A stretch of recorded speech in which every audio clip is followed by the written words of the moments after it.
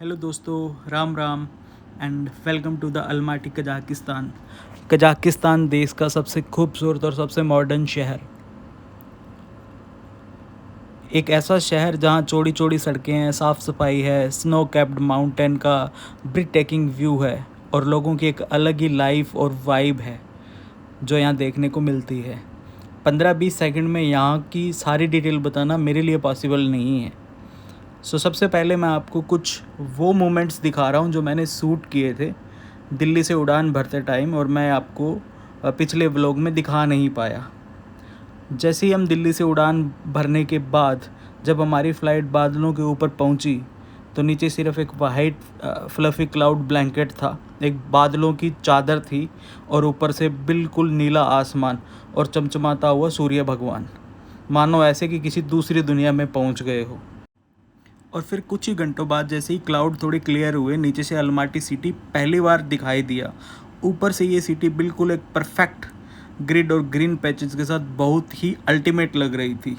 And honestly उस moment पे मुझे ऐसा लग रहा था, this is the real start of my international journey chapter first. अब अलमाटी की बात करें तो दुनिया का नाइन्थ लार्जेस्ट कंट्री है बाय लैंड एरिया, और अलमाटी उसका सबसे वाइब्रेंट और ब्यूटीफुल सिटी माना जाता है। एक ऐसा शहर जिसमें आपको ग्रीनरी मिलती है, पहाड़ मिलते हैं, एक खूबसूरत मॉडर्न सिटी मिलती है, सारी चीज़ें परफेक्ट टू परफेक्ट। एक ऐसा लगता है कि जैसे आप एक अलग ही दुनिया में आ गए हो। और सच पूछो तो इतना मज़ा मुझे लाइफ में आज तक नहीं आया, और जो मैंने इस ट्रिप के लिए किया, thank you so much for my God and everything कि मैं ये पॉसिबल कर पाया। अलमाटी में लैंड होने के बाद हम इस फ़्लाइट में आए और इस फ़्लाइट को हमने छोड़ के बस में बैठे और अराइवल अपना क्लियर किया। अराइवल अपना क्लियर करने के बाद, सारा काम निपटाने के बाद, सामान लेने के बाद हम एयरपोर्ट से एग्ज़िट करते हैं। और जैसे मैंने पिछले वीडियो में बताया, हमने कैब बुक करी और कैब आ जाती है, और ये हमारी कैब है। और अब हम कैब में बैठ जाते हैं अपना सामान रख के, और हम अपने होटल की ओर निकल जाते हैं। एक चीज़ मैंने यहाँ पे नोटिस करी, हमारी इंडिया में जो गाड़ियाँ चलती हैं उनमें राइट हैंड साइड पे ड्राइविंग सीट और सारी स्टीयरिंग वगैरह होती है, बट यहाँ पे ड्राइविंग ही लेफ़्ट साइड में है और यहाँ पे लेफ़्ट लाइन को ज़्यादा फॉलो किया जाता है। तो अगर मेरे जैसा आदमी यहाँ पे ड्राइविंग करेगा तो उसके लिए थोड़ी सी डिफरेंट स्किल्स है, बाकी सब नॉर्मल है। और अच्छी बात है कि यहाँ पे पुरानी पुरानी गाड़ियाँ भी चलती है। लगभग 30 मिनट बाद हम अपने होटल में चेक इन के लिए पहुँच गए। ये हमारा 4 स्टार का होटल है जिसका नाम है होटल अस्त्रा।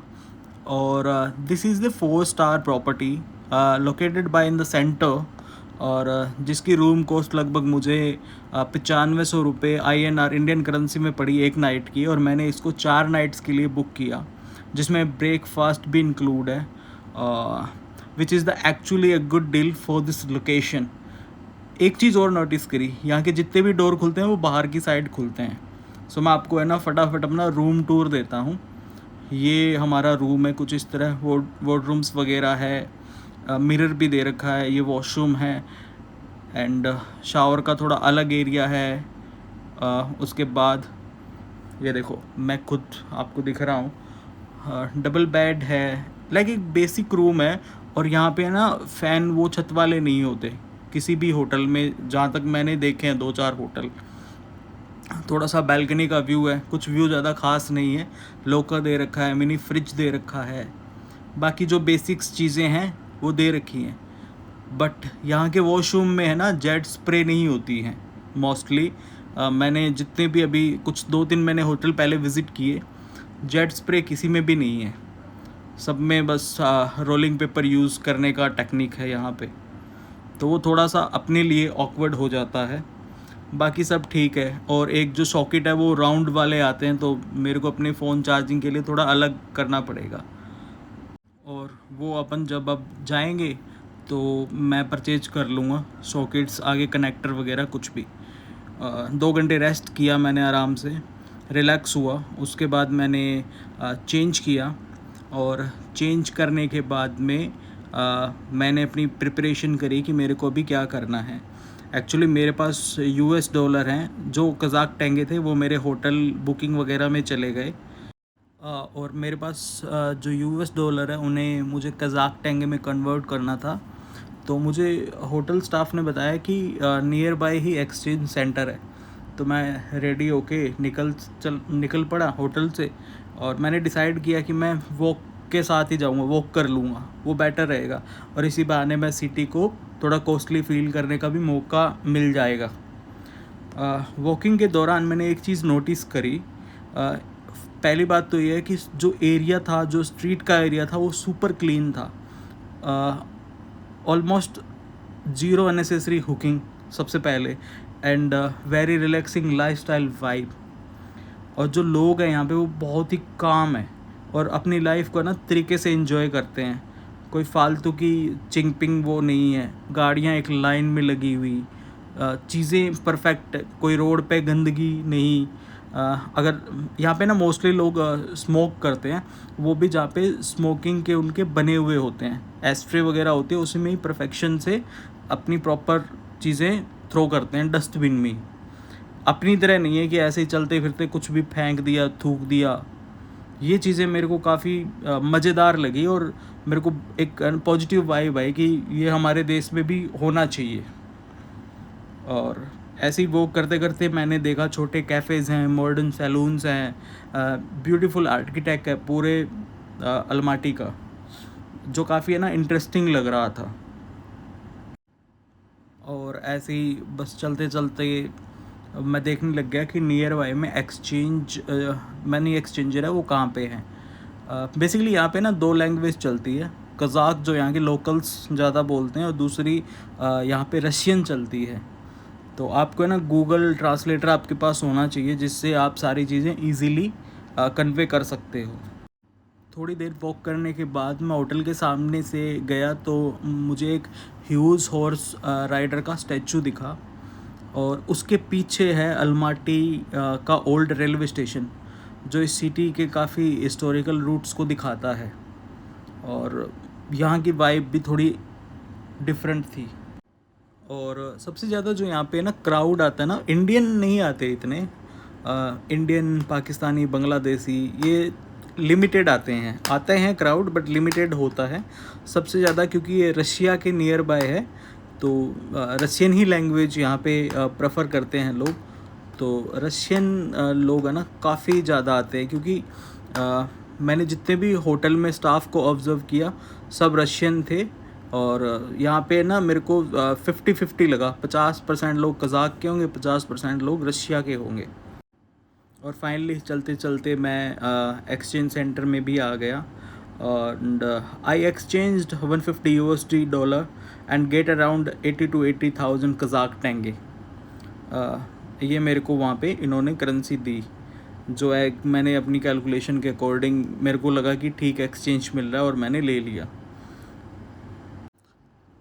यहाँ पे है ना USD ही चेंज मिल सकता है आपको। अगर मेरे पास INR होते ना यहाँ पे, तो वो एक्सचेंज नहीं मिलता। उसके बाद बस अपने पास करीबन 1 लाख कज़ाक टेंगे हो गए, और 300 साढ़े 300 USD डॉलर है। तो बस अब सिटी को एक्सप्लोर करना थोड़ा इजी रहेगा। मैं एक सबवे से होके निकला, तो सबवे में देखा मैंने कोई आर्टिस्ट है, वो उनके कल्चर के हिसाब से लाइव परफॉर्म कर रहा है, और लोग रुक रुक के एंजॉय कर रहे हैं और आर्टिस्ट को सपोर्ट भी कर रहे हैं। थोड़ी देर बाद मैं एक सुपरमार्केट में पहुंच गया, और मेरा थॉट ये था कि मैं कुछ स्नैक्स ले लूँ या कुछ ऐसी चीज़ें ले लूँ जो मेरे को है ना सर्वाइव करने के भी काम में आए। बट यहाँ के सामानों की थोड़ी अलग लैंग्वेज, और मेरे को प्रॉपर चीज़ें समझ में आई नहीं, क्योंकि अभी मैं वेगन नहीं हूँ, बट मैं प्योर वेजिटेरियन हूँ। तो मैंने कुछ फ्रूट्स लिए, और उसके बाद मैं आ गया। बाकी कुछ मैं सुपरमार्केट से ले नहीं पाया, जबकि मैं सोच के काफ़ी गया था कि कुछ स्नैकी आइटम ले लूँगा, मंचीज़ वगैरह ले लूँगा, तो थोड़ा इजी रहेगा और बढ़िया रहेगा। और शाम हो गई, लगभग 7 साढ़े 7 हो गए, और मैंने वहाँ पे कुछ रेस्टोरेंट विज़िट किए जहाँ पे मेरे को इंडियन फूड मिल जाए। एक रेस्टोरेंट मिला मेरे को, ये जो कि नॉर्थ इंडियन फूड में कुछ डिशेज़ हैं वो सर्व कर रहा था, और मैंने दाल रोटी मंगा ली, जिसका बिल आया था अप्रॉक्सीमेटली 15,000 कज़ाक टेंगे। उसके बाद मैंने डिनर किया आराम से। करने के बाद मैं वहाँ पे थोड़ा एक्सप्लोर करने लग गया, घूमने लग गया, और खाने के बाद थोड़ी वॉक भी करने लग गया। और सच पूछो ना तो अपने देश के खाने की बराबरी है ना कोई दूसरा देश या मुल्क कर ही नहीं सकता, क्योंकि हमारे खाने में हमारी अपनी एक वाइब है, हमारा अपना एक टेस्ट है, जो हमें अपने घर में या अपने कंट्री में चाहे रेडी पे खाएं मिलता है, वो बाहर के देशों में दाल रोटी में कहाँ मिलेगा। उसके बाद मैं थोड़ी वॉक करने लग गया, और सामने ही पार्क था, उसमें देखने लग गया लोग अपनी फैमिली के साथ घूम रहे हैं, बच्चे घूम रहे हैं, एंजॉय कर रहे हैं। और ऐसे ही घूमते घूमते मैं जो यहाँ की फ़ेमस अरबाज स्ट्रीट है, मैं वहाँ पे पहुँच गया। और अरबाज स्ट्रीट का माहौल एक अलग ही है, लाइव म्यूज़िक चलता है, लोग अपना डिनर एंजॉय करते हैं, और खाने पीने के बहुत ऑप्शंस हैं। वहाँ मैं थोड़ा रुका, देखा, लोगों को ऑब्ज़र्व किया। और टाइम देखते देखते करीबन 10 बज चुके हैं, और अब टाइम था वापस होटल आने का। अलमाटी में मेरा पहला दिन यहीं ख़त्म होता है, but trust me, real adventure अभी बाकी है। नेक्स्ट व्लॉग में हम आपको कोक टोबे घुमाएंगे, जहाँ पूरा अलमाटी एक शानदार नाइट व्यू और एक फ़न एक्टिविटीज़ भी एक्सप्लोर करेंगे। अगर आपको मेरा व्लॉग पसंद आया हो तो लाइक करें, सब्सक्राइब करें, मेरे चैनल पे नए हैं तो लोगों को शेयर करें। Thanks for the watch.